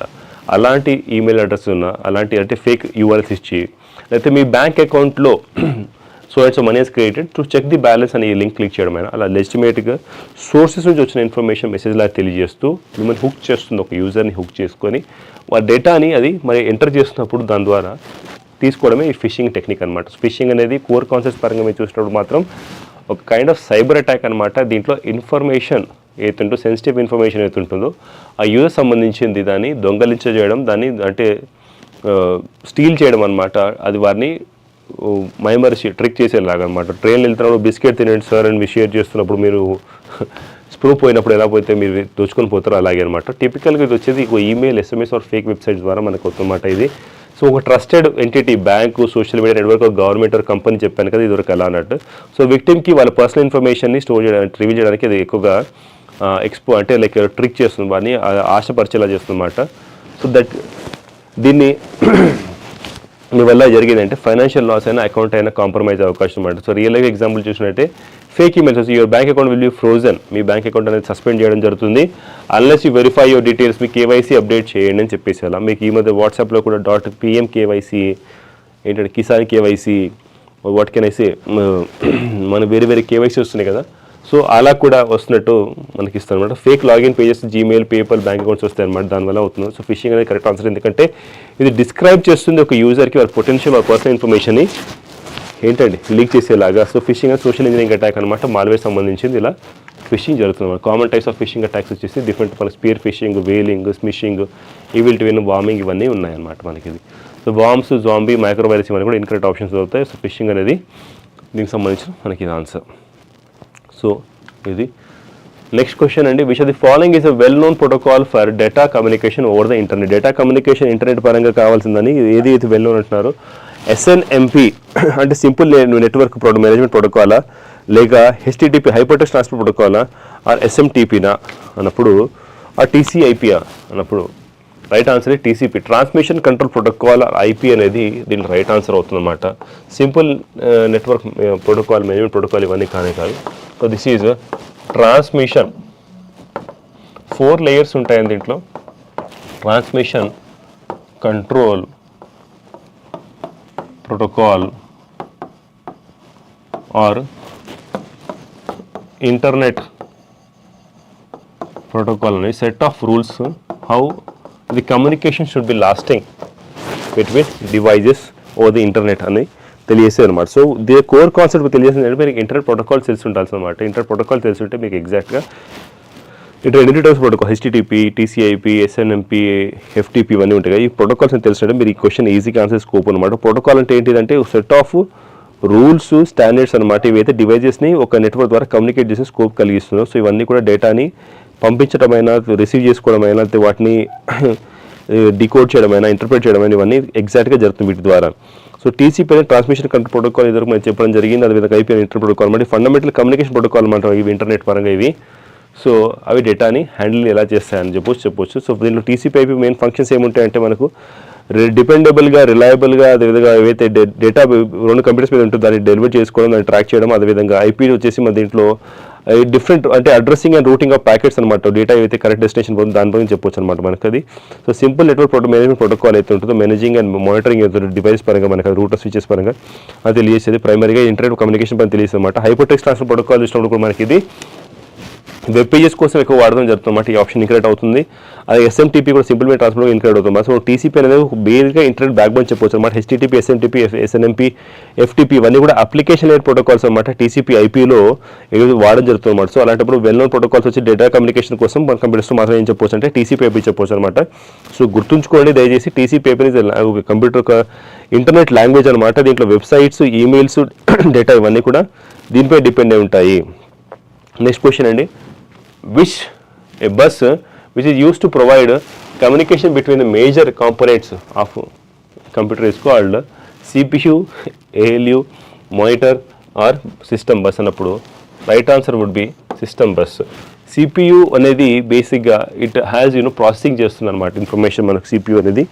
అదేవిధంగా ALU అనేది చూస్తే మీరు అర్థమెటిక్ లాజికల్ యూనిట్ అనమాట. అండ్ ఇంకో ఆప్షన్ ఏమి ఇచ్చారు మనకండి మానిటర్ బస్ మానిటర్ ఇవ్వడం జరిగింది. సో వీటి పరంగా మీకు కావాల్సినప్పుడు ఒక బస్ అనేది ఏంటవుతుందో మనకంటే బేసిక్ దీనికి కావాల్సింది అంటే కోర్ కాన్సెప్ట్ ఏం చెప్పవచ్చు అంటే వాట్ ఈజ్ ఎ బస్ తెలిసినట్టయితే ఈ క్వశ్చన్కి ఈజీగా స్కోప్ వస్తుంది అనమాట. సో కోర్ కాన్సెప్ట్స్లో సిస్టమ్ బస్ అన్నప్పుడు బస్ అనేది ఒక ఫిజికల్ కనెక్షన్ అనమాట. వైర్స్కైనా, ట్రేసెస్కైనా, దేనికైనా డేటాని ట్రాన్స్ఫర్ చేయడానికి ఒక పాత్వే చెప్పవచ్చు. మీరు అడ్రసెస్ని వాళ్ళ కంట్రోల్ సిగ్నల్స్ పరంగా, డేటా ట్రాన్స్ఫర్ పరంగా, డేటా సిగ్నల్స్ అడ్రసెస్ పరంగా, కంట్రోల్ సిగ్నల్స్ పరంగా కంప్యూటర్ కాంపోనెంట్స్ ఇంటర్నల్గా డేటాని ట్రాన్స్ఫర్ చేయాలన్నప్పుడు కనెక్షన్ సిగ్నల్స్ కోసం. సో ఇలాంటి సందర్భాల్లో ఒక హైవే ఉండాలి కదా కంప్యూటర్స్లో, దాన్ని మనకు బస్ అంటారు అనమాట. So bus three type buses: data bus, address bus, control bus. Data bus వచ్చేసి మన దీంట్లో CPU నుంచి డేటాని ఆర్ మెమరీ నుంచి ఇంటర్నెట్ ఇన్పుట్ అండ్ అవుట్పుట్ డివైస్కి ట్రాన్స్ఫర్ చేస్తుంది అనమాట. అడ్రస్ బస్ వచ్చేసి మనకి దీనిలో స్పెసిఫైగా మెమరీ అయితే ఉంటుందో ఇన్పుట్ అవుట్పుట్ లొకేషన్ దానికి ట్రాన్స్ఫర్ చేస్తుంది. కంట్రోల్ బస్ వచ్చేసి మన దీంట్లో కోఆర్డినేట్ చేస్తుంది అనమాట. అంటే కంట్రోల్ సిగ్నల్స్ని వేరే వేరే ఆపరేషన్స్కి కోఆర్డినేట్ చేస్తుంది అనమాట మనకి ఇది. సో సిస్టమ్ బస్ అనేది మెయిన్ బస్ అనమాట. మనకి CPU, memory, input output device connect చేస్తుంది అనమాట. స్మూత్ కమ్యూనికేషన్ జరిగేలా చేస్తుంది మేజర్ కాంపోనెంట్స్ పైన కంప్యూటర్స్లో. ఎలాంటి కూడా ఈ సిస్టమ్ బస్లో కూడా మనకు ఇది CPU లేనప్పటికీ CPUకి పాసిబుల్ కానీ రీడ్ అండ్ రైట్ మెమరీ ఉంటుందో వాటిని కూడా మనకు ఆ పెరిఫరల్స్కి అంటే దాంట్లో కీ రోల్ చేస్తుందన్నమాట. సో CPU సిస్టమ్ బస్ లేకపోతే CPU కాస్త మనకు అది చేయలేదు. ఏది ఇన్ఫర్మేషన్ రీడ్ చేయాలని, రైట్ చేయాలన్నా మెమరీ నుంచి వేరే ఇంటరాక్టివ్ వేరే పెరిఫరల్స్ ఉంటాయి ఇన్పుట్ డివైజెస్ నుంచి, ఇంటర్నల్ వాటి డివైజెస్ నుంచి. క్వశ్చన్ అదే అడిగారు మనకి మేజర్ కాంపోనెంట్స్ ఏమిటో ఆ కాంపోనెంట్స్ పరంగా, అందుకే అది రూల్ అవుట్ అవుతుంది అనమాట. సిస్టమ్ బస్ అనేది కరెక్ట్ ఆన్సర్ అవుతుంది. అండ్ వేరే CPU అనేది central processing unit, main processing అనమాట. కమ్యూనికేషన్ బస్ ఉంటుంది అక్కడ. ALU అర్థమెటిక్ లాజికల్ ఆపరేషన్ చేస్తుంది మీకు తెలిసిందే. సో కంప్యూటేషన్ చేస్తుంది అనమాట. మన మ్యాథమెటికల్ కంప్యూటేషన్స్ లాజికల్గా, అర్థమెటిక్గా వాటి సంబంధం. సో అక్కడ మనకు బస్ సంబంధం లేదు. అండ్ మానిటర్ అనేది ఒక అవుట్పుట్ డివైస్ అన్రిలేటెడ్ మనకి ఇంటర్నల్ కమ్యూనికేషన్ సంబంధించి, కాబట్టి అది రూల్ అవుట్ అనమాట. సో సిస్టమ్ బస్ అన్నప్పుడు ఒక హైవే ఆఫ్ ద కంప్యూటర్ చెప్పవచ్చు మనకి ఇది. So data, address and control signals అనేవి ఇవన్నీ కూడా హైవేలో ట్రావెల్ చేస్తాయి. CPU, మెమరీ, ఇన్పుట్ అవుట్ డివైస్కి ఇవి ముఖ్యంగా మూవింగ్ చెప్పవచ్చు అనమాట డేటాని చేయడానికి. సో ఆన్ ద హోల్ చెప్పాలనుకుంటే communication between CPU and memory, input out device system bus దీంట్లో మెయిన్గా కీ రోల్ ప్లే చేస్తుంది అనమాట. సో అందుకే అది రైట్ ఆన్సర్ అవుతుంది క్వశ్చన్కి. నెక్స్ట్ క్వశ్చన్ అండి. Which of the following collect A variety of information from the environment which is which is converted into digital data with reference to Internet of Things. IoT దీని ఏమంటారు, ఈ మధ్య ఏమంటారు అంటే IoTs అంటారు అన్నమాట, ఎక్కువగా ఐఓటీస్. సో ఐఓటీస్ పరంగా collect a variety of information from the environment collect చేసి which is converted digital signal and with reference to the internet of things అన్నప్పుడు దాన్ని సెన్సార్స్ అంటారు. యాక్చువేటర్స్, కేబుల్స్, బ్రిడ్జెస్ అనేవి ఇంక్లూడ్ ఆప్షన్. ఎందుకంటే sensors మాత్రమే ఆ యొక్క డేటాని, అంటే డిఫరెంట్ టైప్ వెరైటీ ఆఫ్ డేటాస్ని కలెక్ట్ చేసుకొని చేస్తామన్నమాట. సో సెన్సార్స్ అనేవి ఇంటర్నెట్ ఆఫ్ థింగ్స్లో ఏవైతే ఉంటాయో దాన్ని మన కోర్ కాన్సెప్ట్ చెప్పవచ్చు ఇక్కడ దీన్ని. సో ఇవన్నీ కూడా ఫిజికల్ చేంజెస్ ఏవైతుంటాయో ఎన్వైరన్మెంట్లో, లైక్ ఎలక్ట్రికల్, వాటిని అన్ని ఎలక్ట్రికల్ డిజిటల్ సిగ్నల్స్ మారుస్తుంది అనమాట. సో ఈ కంటెక్స్ట్లో చెప్పాలంటే ఐఓటీ సిగ్నల్స్ చూసిన మాత్రం మనకు ఇవి ఆ సెన్సార్ బేస్డ్గా డేటాని గ్యాదర్ చేసుకొని ప్రాసెస్ చేసి అనలైజ్ చేసి వాటికి ఆటోమేషన్ మానిటర్ కోసం ఇస్తుంది అనమాట మనకి సెన్సార్స్ ఇవన్నీ. సో ఎగ్జాంపుల్ చెప్పాలంటే మీరు థర్మోమీటర్, థర్మిస్టర్స్, థర్మోకపుల్స్ అయినా, హ్యూమిడిటీ కోసం హ్యూమిడిటీ సెన్సర్స్ అయినా, మోషన్ కోసం పిఐ సెన్సర్స్ అయినా, లైట్ కోసం ఫోటోడయోడ్స్ అయినా, ఎల్ఈఆర్స్ అయినా, గ్యాస్ లెవెల్స్ కోసం గ్యాస్ సెన్సర్స్, ప్రెషర్ కోసం ఇవన్నీ కూడా మనకు ఈ సెన్సార్స్ పరంగా ఐఓటీస్కి మనకి ఇస్తామన్నమాట. సో రోల్ ఆఫ్ సెన్సార్స్ చూసినప్పుడు మాత్రం మనకు సెన్సార్స్ వచ్చేసి యాక్చువల్గా ice and years of internet of things అని చెప్పవచ్చు. ఇవి వాటిని సెన్స్ చేసేలాగా మనకి ఎలాగైతే టెంపరేచర్ని తెలియజేస్తుందో, ఎలాగైతే మనం వేరే లైట్ని తెలియజేస్తుందో, సో ఇవన్నీ కూడా రియల్ వరల్డ్ డేటాని కాస్త మైక్రో కంట్రోలర్కి పంపించి, ప్రాసెసర్ పంపించి, క్లౌడ్ సిస్టమ్ ఆఫ్ దాంట్లో డేటా వచ్చి పంపించేసి దాని నుంచి చేస్తున్నమాట. స్మార్ట్ హోమ్ దాంట్లో కాన్సెప్ట్స్లో ఇప్పుడు లేటెస్ట్గా లేటెస్ట్ స్మార్ట్ హోమ్ కాన్సెప్ట్లో మోషన్ సెన్సార్ వచ్చేసి దీంట్లో ప్రజెంట్ చేసి లైట్ ఆటోమేటిక్గా ఆన్ చేస్తాం. మీరు రూమ్లోకి వెళ్ళినా కానీ లైట్ ఆటోమేటిక్గా ఆన్ చేస్తామన్నమాట. ఇండస్ట్రియల్ ఐఓటీస్లో చూస్తే మాత్రం మీరు ఇంటర్నెట్ ఆఫ్ థింగ్స్లో మాత్రం టెంపరేచర్ సెన్సార్స్ వచ్చేసి ఓవర్ హీటింగ్ అయిన వాటికి మనం ట్రిగర్ చేయకుండా వాటిని కంట్రోల్ చేస్తుంది. సెన్సార్స్ అనేవి అక్కడ కీ రోల్ ప్లే చేస్తున్నమాట. సో ఇదంతా information collecting from data and inverting చూస్తుంది కదా, దానికి సంబంధించింది సెన్సార్స్ అవుతుందన్నమాట. యాక్చువేటర్స్ వచ్చేసి బేస్డ్ వీటి వచ్చేసి సిగ్నల్స్ ఏవైతే సెన్సార్స్ నుంచి వస్తాయో దాని నుంచి ఇవి ప్రాసెసర్స్ వస్తాయో దాని నుంచి ప్రొవైడ్ చేస్తామన్నమాట. దీంట్లో యాక్చువేటర్స్ కాస్త మోటార్స్ వస్తాయి, వాల్స్ ఉంటాయి, ఇవన్నీ కూడా పనిచేస్తాయి కానీ డేటాని కలెక్ట్ చేయవు. కేబుల్స్ చూసినప్పుడు కేబుల్స్ వచ్చి మనకు వాటిని ట్రాన్స్మిట్ చేస్తాయి, అంటే కేవలం అది పవర్ని, డేటాని, బట్ ఎక్కడ ఇన్ఫర్మేషన్ కలెక్ట్ చేయవు. బ్రిడ్జెస్ చూసినప్పుడు కూడా మనకి ఇది టూ నెట్వర్క్ సెగ్మెంట్స్ వాటిని డివైస్ కనెక్ట్ చేసిన తప్పించి ఎక్కడ కూడా అది ఇన్ఫర్మేషన్ కలెక్ట్ చేయదు. సో అందుకే sensors and input device of environment చెప్పవచ్చు అనమాట. సో ఐఓటీ చూస్తే సెన్సార్స్ డేటా గ్యాదర్ చేస్తాయి, యాక్టివేటర్స్ దాని మీద యాక్ట్ చేస్తాయి, యాక్టివేటర్స్ అని. అందుకే ఆప్షన్ ఏంటండి, D is right answer for this 147 question. 148 cascade command is available. 148 question or 18th question on the screen. Cascade command is available under section of menu bar in Microsoft PowerPoint అన్నారు. Microsoft power పాయింట్లో cascade command ఎక్కడుందని అన్నమాట. యానిమేషన్లోనా, రివ్యూలోనా, వ్యూలోనా, డిజైన్లో అంటే cascade command వచ్చేసి మనకు ఉండేదల్లా view ఆప్షన్లో అనమాట. View ఆప్షన్లో. సో దీంట్లో మీరు కోర్ కాన్సెప్ట్ చూసిన మనకు క్యాస్కేడ్ కమాండ్ వచ్చి అసలు ఏం చేస్తుంది అని చెప్పినప్పుడు multiple power point presentations open అయినప్పుడు ఈ క్యాస్కేడ్ కమాండ్ వచ్చేసి దీంట్లో అన్ని ఓపెన్ విండోస్ అన్ని కదా క్యాస్కేడింగ్లో ఓవర్లాప్ మాన్యువల్ ఓపెన్ చేస్తుందన్నమాట మనకు. సో దీనివల్ల ఏం చేస్తుంటే మనకు అంటే ఒక యూజర్ కాస్త దేనికి చూడాలా, ఏ మల్టిపుల్ ప్రజెంటేషన్స్కి ఓపెన్ అయినప్పుడు దేన్ని ఓపెన్ అంటే యాక్సెస్ చేసుకోవాలన్నమాట. ఒకవేళ లెట్సే 3 ప్రజెంటేషన్ ఓపెన్ అయినప్పుడు క్యాస్కేడ్ వచ్చేసి దీంట్లో ఏం చేస్తుంటే మనకు ఆ టైటిల్ బార్ ఆఫ్ అంటే ఈచ్ దాన్ని చూసినప్పుడు మనం దాన్ని సెలెక్ట్ చేసుకునే అవకాశం అనమాట. సో దీన్ని ఎక్కడ లొకేట్ చేయొచ్చు అంటే మనం మెనూ బార్లో, వ్యూలో, విండో గ్రూప్లో క్యాస్కేడ్ ఓపెన్ చేయొచ్చు అనమాట. మల్టిపుల్ 3-4 పీపీటీస్ ఒకసారి ఓపెన్ చేసి చూడండి మీరు. ఆ సందర్భాలు దీన్ని ఈజీగా మీరు గుర్తించే స్కోప్ ఉంటుందన్నమాట. సో వేరే అరేంజ్మెంట్ చూసినప్పుడు దాంట్లో arrange all Windows, switch Windows అని ఉండొచ్చు అనమాట. So quickly different presentation switch అవ్వచ్చు అనమాట. ఆల్ ప్రజెంటేషన్ ఉన్నప్పుడు స్లైడ్ బై సైడ్ చూపిస్తుంది అనమాట మనకు అది. సో వ్యూ అనేది కరెక్ట్ ఆన్సర్ అవుతుంది దీంట్లో. యానిమేషన్ అనేది రాంగ్ అయింది, కానీ యానిమేషన్లో మనకు ప్యూర్గా స్లైడ్ ఆర్ ఆబ్జెక్ట్ యానిమేషన్స్ పరంగా ఎంట్రన్స్, ఎగ్జిట్, మోషన్ దాన్ని డీల్ చేస్తాం. రివ్యూలో చూసినప్పుడు దీనిలో ప్రూఫింగ్, కొలాబరేషన్, అంటే గ్రామర్ చెక్ అది చేస్తుంటామన్నమాట. సో అదే డిజైన్ చూసినప్పుడు మనకు థీమ్స్, లేఅవుట్స్, అదే బ్యాక్గ్రౌండ్ స్టైలింగ్ అవి ఉంటాయి. సో క్యాస్కేడింగ్లో మాత్రం మనకు వ్యూలో మాత్రం క్యాస్కేడింగ్ మాత్రం వ్యూ ట్యాబ్లో ఉంటుంది అన్నమాట. సో మల్టిపల్గా ప్రజెంట్ చూడదలుచుకున్నప్పుడు అలాంటి సందర్భాల్లో అన్నిటి మేనేజ్ చేయదలుచుకున్నప్పుడు మనకి క్యాస్కేడ్ కమాండ్ అనేది ఎక్కువగా ఉపయోగిస్తుంటారు అన్నమాట. Next question 149 screen. In banking and financial systems what does ECS stand for? ECS దేనికి అబ్రివేషన్ అంటున్నమాట బ్యాంకింగ్ టర్మినాలజీలో. దాన్ని ఇది శాలరీ సిస్టమ్స్ అంటే ఎవరైనా పేరోల్స్లో ఉన్నప్పుడు వారు ఈజీగా దీన్ని చెప్పే అవకాశం ఉంటుంది అన్నమాట. అది ఎలక్ట్రానిక్ కంటెంట్స్ సర్వీసా, ఎలక్ట్రానిక్ క్లియరెన్స్ సర్వీసా, ఎలక్ట్రానిక్ కోడింగ్ సిస్టమా, ఎలక్ట్రానిక్ క్యాష్ సిస్టమా అన్నప్పుడు ఎలక్ట్రానిక్ క్లియరెన్స్ సిస్టమ్ అనేది ఎక్కువగా బ్యాంకింగ్లో, ఇది ఫైనాన్షియల్ సిస్టమ్స్లో పేరోల్స్కి ఎక్కువ వాడుతుంటారు అన్నమాట. సో ఎకనామిక్ క్లియరెన్స్ సిస్టమ్ ఉంటుంది అనమాట. ఇది డిజిటల్ పేమెంట్ పరంగా బ్యాంక్స్కి ఫెసిలిటేట్ చేసినప్పుడు, బల్క్ ట్రాన్స్ఫర్స్ ఎలక్ట్రానిక్ జరిగేటప్పుడు, శాలరీ క్రెడిట్స్ అయినప్పుడు ఎంప్లాయీస్కి అయినా, లేకపోతే డివిడెండ్ పేమెంట్స్ ఉన్నప్పుడు ఒక సొసైటీకి, కార్పొరేట్ సొసైటీ ఆర్ మనకు ఈ ఫైనాన్షియల్ సిస్టమ్స్లో అయినా, మ్యూచువల్ ఫండ్స్లో వాటిలో, పెన్షన్ డిస్ట్రిబ్యూషన్స్ అయినా, loan EMIs related bill payments అనే సందర్భాలు అనమాట. ఇది ఏం చేస్తుంది, మనకు చెక్స్ ఆర్ మాన్యువల్ ట్రాన్సాక్షన్స్ లేకుండా బ్యాంకింగ్లో ఫాస్టర్గా, సెక్యూర్గా, పేపర్లెస్గా వెంటనే జరిగేలా చేస్తుంది అనమాట. సో డిజిటల్ పేమెంట్ అనేది దీంట్లో బల్క్ ట్రాన్స్ఫర్స్ ఎలక్ట్రానికల్ జరిగేయడానికి ఈ ఎలక్ట్రానిక్ క్లియరింగ్ సర్వీస్ అనేది కీ రూల్ బేస్. ఇవన్నీ కూడా ఏవైతే బెనిఫిషియర్ ఉంటారో వారికి మనీ డెబిట్, వారి నుంచి అకౌంట్ని ఎలక్ట్రానికల్గా డెబిట్ చేయడానికైనా, వాటి పే చేయడానికైనా సందర్భం వాడతాం అన్నమాట. సో డెబిట్ ఈసీఎస్ అనేది మేనేజ్ అనేది ఒక అకౌంట్ నుంచి డెబిట్ అవుతుందన్నమాట బిల్ పేమెంట్స్ కోసం. క్రెడిట్ ఈసీఎస్ అనేది ఇట్లా 2 టైప్స్ ఆఫ్ ఉంటాయి అన్నమాట మనకు 2 ఫామ్స్లో. ఒకటి మనీ, ఒకటి డెబిట్, ఒకటి క్రెడిట్. క్రెడిట్ ఈసీఎస్ అనేది చూసినట్టు మనకి దీంట్లో అమౌంట్ క్రెడిట్ అవుతుంది అన్నమాట. పెన్షన్స్ అలాంటి వాటి సిస్టమ్ చెప్పొచ్చు మీరు. ఇవి వాడుతున్నారు, ఇప్పుడు చెప్తున్నారు కదా, 2 తెలుగు రాష్ట్రాల్లో పెన్షన్స్ ఉన్నాయి కదా, ఇది కూడా అక్కడ ఇదే వాడుతుంటారు ఈసీఎస్ అనే సిస్టమ్ని. ఈసీఎస్ అనేది చాలా వైడ్గా బ్యాంకింగ్ టర్మినాలజీలో ఎలక్ట్రానిక్ ఫండ్ ట్రాన్స్ఫర్ కోసం వాడే ఆప్షన్ అనమాట. ఎలక్ట్రానిక్ కంటెంట్ సర్వీస్ అనేది ఇక్కడ కూడా అలాంటి టర్మ్ లేదు బ్యాంకింగ్లో. Similar electronic coding service system కూడా అలాంటి టర్మ్లో ఇక్కడ కూడా రిలేటెడ్ లేదనమాట.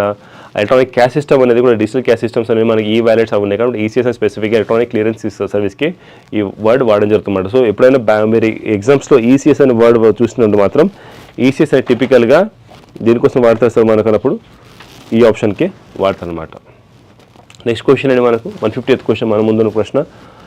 Magnetic tape, random access memory, laser printer and light printer ఇచ్చారనమాట. లిస్ట్లో డివైస్ ఇవ్వడం జరిగింది. రైట్ సైడ్లో వాటి టైప్స్ ఇవ్వడం జరిగింది అనమాట. అది ఏ టైప్? చాలా ఈజీ క్వశ్చన్ అండి ఇది. చూసినట్లయితే మ్యాగ్నెటిక్ డివైస్ ఏంటండి? మ్యాగ్నెటిక్ డివైస్ అనేది ఒక టైప్స్ ఆఫ్ డివైజెస్లో auxiliary or secondary storage device అనమాట.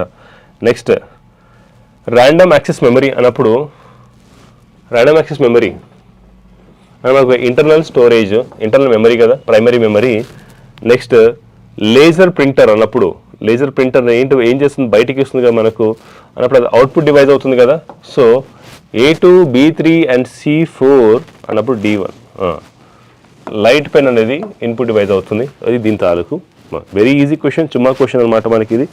సో ఈ క్వశ్చన్ సంబంధించి ఇలాంటివి చాలా ఈజీగా ఇలాంటి క్వశ్చన్స్ వచ్చినప్పుడు ఈజీ 4 to 5 క్వశ్చన్స్ ప్రతి ఎగ్జామ్ రావడం జరుగుతుంది. మ్యాగ్నెటిక్ టేప్ అనేది ఒక ఆక్సిలరీ టేప్ అనమాట. లాంగ్ టర్మ్ స్టోరేజ్ కోసం మన దీంట్లో డేటా ఎక్కువ వాడడం జరుగుతుంది. బ్యాకప్ డివైస్ పరంగా, ఆర్కైవల్ స్టోరేజ్ పరంగా. ర్యామ్ అనేది చూసినప్పుడు మనకు ర్యాండమ్ యాక్సెస్ మెమరీ ఉంటుంది.